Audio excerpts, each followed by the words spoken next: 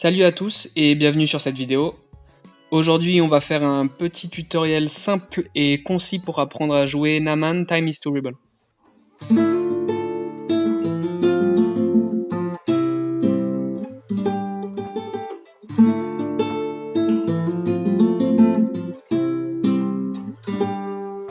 Alors voilà les accords qui composent la musique. On a Ré mineur, Fa majeur, Do majeur et Sol mineur.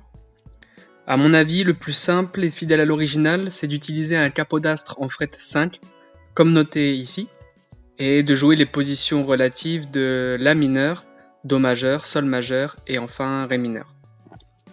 Sinon, on peut évidemment jouer sans capodastre, avec ces positions d'accords là, plus génériques pour du reggae on va dire, c'est-à-dire tout embarré.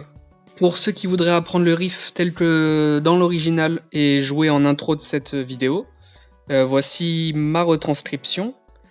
C'est en fait les 4 accords joués, disons, en arpège, avec des notes de passage.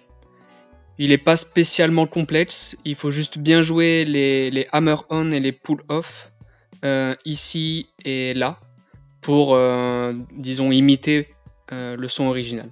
Enfin, pour la structure du morceau, j'ai identifié 2 suites d'accords 1 et 2 qui s'enchaînent successivement l'une l'autre. Et la seule différence entre les deux, c'est que dans la suite numéro 2, le Sol mineur en fait, n'est tout simplement pas joué. On reste donc sur le Do majeur à la place. Voilà une manière de jouer les 2 suites, par exemple en utilisant les accords en barré.